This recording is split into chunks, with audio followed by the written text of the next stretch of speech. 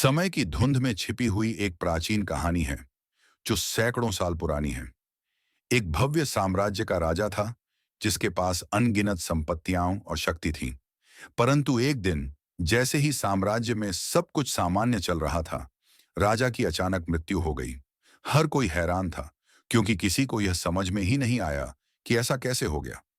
राजा का बेटा जो अभी युवा था गद्दी पर बैठा, लेकिन वह लड़का हालांकि सिंहासन का वारिस था, खुद में उतनी ताकत और समझ नहीं रखता था जितना कि उसके पिता में थी।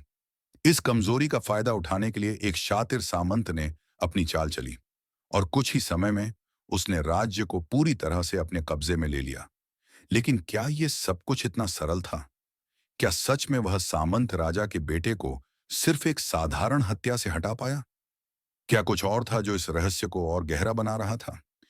कुछ सालों बाद जब यह अंधकारमय साम्राज्य पूरी तरह से गद्दार सामंत के अधीन था, एक नया मोड़ आया। पिछले राजा के एक वफादार सामंत ने सब कुछ जोखिम में डालते हुए यह बीड़ा उठाया कि वह इस अधर्म को खत्म करेगा।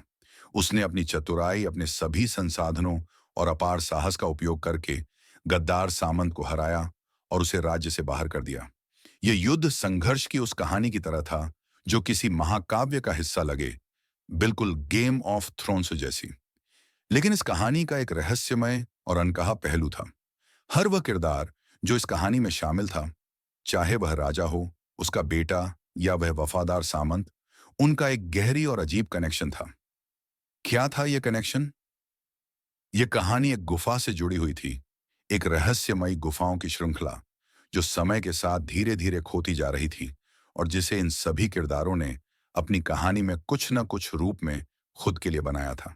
इन गुफाओं में छुपे थे वो रहस्य जो अब तक अनजाने थे और जिनका खुलासा होना बाकी था। क्या इन गुफाओं का रहस्य उन सभी के भविष्य को बदलने वाला था?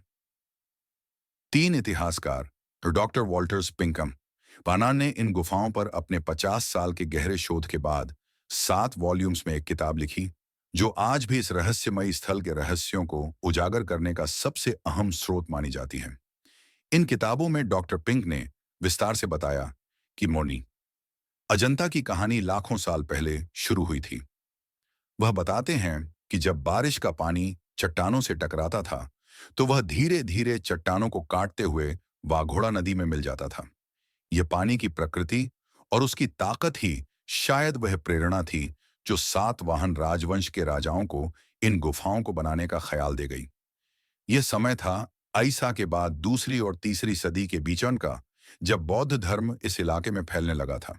उस समय बौद्ध भिक्षु और अनुयायी गुफाओं में ध्यान और साधना करते थे और इसी दौरान दो महत्वपूर्ण गुफाएं बानपन बनी जिन्हें आज केव 10 बांडान और जान केव 12 मंडस के नाम से जाना जाता है। इन गुफाओं को पूरी तरह से बुद्ध को समर्पित किया गया था और यहाँ उकेरी गई चित्रकारी और मूर्तियां उस समय की समृद्ध कला और धार्मिकता का प्रमाण देती हैं। लेकिन अजंता की गुफाएं अकेली नहीं थीं। इस समय के दौरान नासिक, कन्हेरी आना और पूरे महाराष्ट्र में ऐसी ही गुफाओं का निर्माण हुआ था जो बौद्ध धर्म की शरण में आने वालों के लिए ध्यान, साधना और ज्ञान का एक अहम केंद्र बन गई। उसके 460 ईस्वी में डीन देवसेना उनके बेटे हरिसेनवर ने राजगद्दी संभाली। वाकाटक राजवंश शैव परंपरा का पालन करता था, लेकिन उनके राज्य की एक बड़ी आबादी बौद्ध धर्म का पालन करती थी।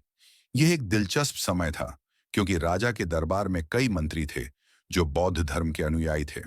इन मंत्रियों ने राजा को सलाह दी कि जब अजंता की कंदरा में एक विशाल बौद्ध मठबन बनाया जाए जो न केवल बौद्ध धर्म के अनुयायियों के लिए एक प्रमुख केंद्र बने, बल्कि इस क्षेत्र में धर्म और कला का भी समृद्ध केंद्र बन सके। राजा मनहरी सेनम इस विचार से सहमत हुए और 466 ईस्वी में अजंता की केव नंबर 1 फन का निर्माण कार्य शुरू हुआ। इसके बाद धीरे धीरे और भी गुफाओं का निर्माण होने लगा, जिनमें से एक थी गुफा नंबर 16, जिसका काम राजा के प्रधानमंत्री वराह देवगढ़ ने शुरू करवाया। यह गुफा अपने अद्भुत चित्रकला और मूर्तियों के लिए जानी जाती है, लेकिन जितने उत्साह और उमंग से गुफाओं का निर्माण कार्य शुरू हुआ, उतनी ही जल्दी यह अचानक रुक भी गया। गुफाएं अधूरी रह गईं। सवाल उठता है, ऐसा क्यों हुआ? दरअसल जब गुफाओं का निर्माण चल रहा था उसी समय वो राजा हरिसेन के राज्य पर संकट आना आ गया। क्या इस संकट ने गुफाओं के निर्माण को रोकने? हरिसेन मानलेन के शासन के दौरान उनका साम्राज्य कठिन परिस्थितियों से जूझ रहा था। उनके दो पड़ोसी राज्य, अशमक राजवंश और बैरी आर्शिक राजवंश, दोनों ने विद्रोह कर दिया था। यह स्थिति राज्य के भीतर एक अस्थिरता का कारण बनी। और फिर जैसे ही ऑनर्ड राजा देवसेनावन की मौत हुई, इन दोनों राज्यों ने अजंता में अपनी गुफाएं बनाने का काम शुरू कर दिया। लेकिन यहां एक और समस्या आ खड़ी हुई। अशंख और ऋषिक दोनों आपस में लड़ते हुए एक दूसरे की गुफाओं पर हमला करते और काम रुकवा देते थे। ये संघर्ष और लड़ाई गुफाओं के निर्माण में एक बड़ा अवरोध बन गई। और इस कारण ना तो वाहरी सेनावर्णन की गुफाएं पूरी हो पाईं और न ही इन दोनों राज्यों की। यह लड़ाई तब तक जारी रही जब तक बाहरी सैन का निधन मिलन नहीं हुआ। बाहरी सैन की मौत मरने के बाद उनका बेटा गद्दी पर बैठा, लेकिन यह सत्ता का द्वार भी लंबा नहीं चल पाया। जल्द ही उसे भी मार डाला गया।